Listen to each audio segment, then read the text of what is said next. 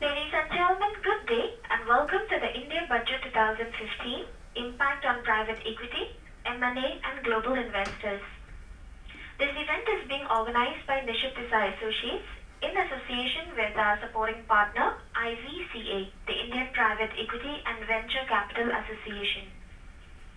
The speakers are Nishit Desai, Founder and Managing Director, Nishit Desai Associates; Nischal Joshipura, Partner, M&A and Private Equity, Nishit Desai Associates; Shreya Rao, Head Private Client Practice and Senior Member International Tax Practice, Nishit Desai Associates; Mahesh Kumar, Head International Tax Practice, Singapore Office, Nishit Desai Associates. As a reminder, all participant lines will be in the listen-only mode, and there will be an opportunity for you to ask questions after the presentation concludes. Should you need assistance during the conference call, please signal an operator by pressing star then 0 on your touch-tone phone. Please note that this conference is being recorded.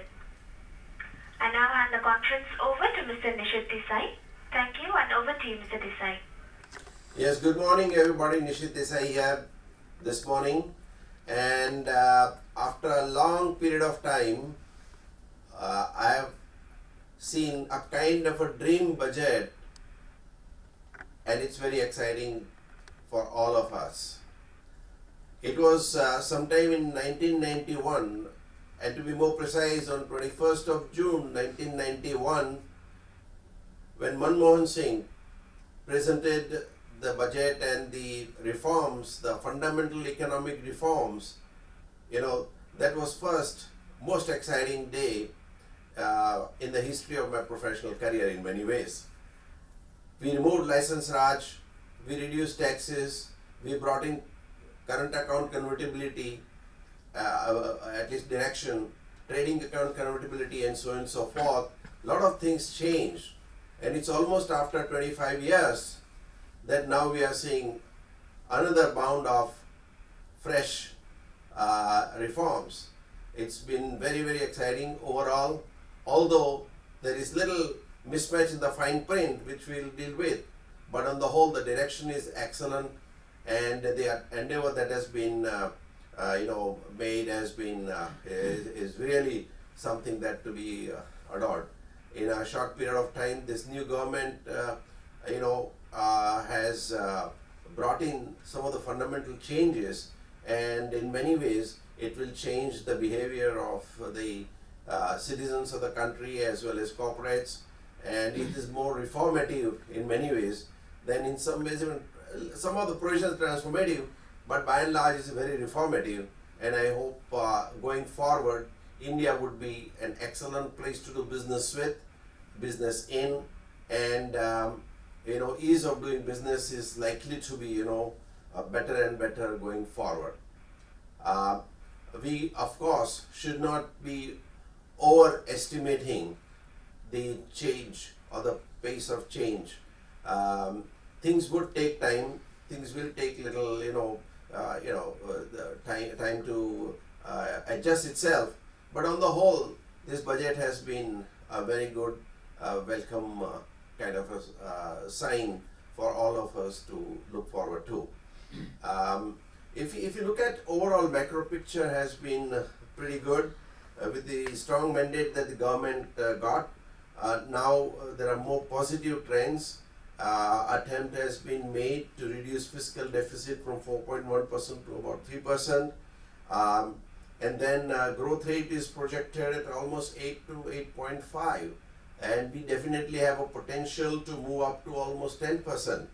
If these reforms are carried out in the manner in which they are envisaged, if some tweaking around of the fine print is done, surely we will be on the fast track trajectory. Inflation would hopefully be under control. I read this morning that now Reserve Bank is being made responsible for checking the inflation, and will be responsible for making sure that things don't go out of control. Of course, India has also been to some extent helped by the falling oil prices.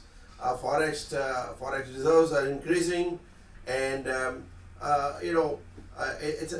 in many ways it's a bold common man's budget and also super rich budget. I think there is a very nice balancing that has been done. As Mr. Jaitley, Finance Minister, said, he is both pro poor and he is pro industry, because without industry, poor will not be able to move up in the society, because without employment, without opportunities, it would not be really possible to grow. So on the whole, what I see is very interesting time ahead.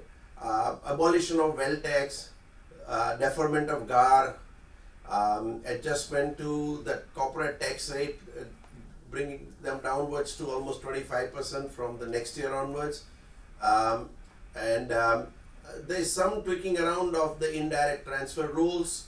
I think that needs further refinement. Pass-through status for the alternate investment funds, that what budget said, that only investors will be taxed and there will be no tax on the pooling vehicle itself. But when you look at the fine print, there is about 10% withholding tax. I think that is something that needs to be removed. The concept of corporate tax residency is being changed to bring in a factor, what is called a place of effective management in India. That is a bit more subjective criteria. In fact, our current definition of corporate tax residency is more objective. There has been absolutely no litigation for last 65-70 years, and but this is likely to open up some Pandora's box for litigation. Hopefully that would revert to the original situation. And other thing is that there are stringent provisions being introduced for disclosure of the black money or the monies that are stashed abroad, and again Shreya Rao would be talking more about it. There are a number of things that have been incorporated in the budget. I would not take too long a time at this point in time, but I will request for my colleague Nishchal Joshipura to tell you a bit more about budget, and followed by Shreya and Mahesh. So welcome once again. I am really delighted that all of you have, some of you who have joined within India, the compliments to you for joining early morning, and those in other parts of the world, I hope this timing is convenient, and if you have to do any improvement in the future, please do let us know. So with these words, let me ask Nishchal to talk to you. Thank you so much.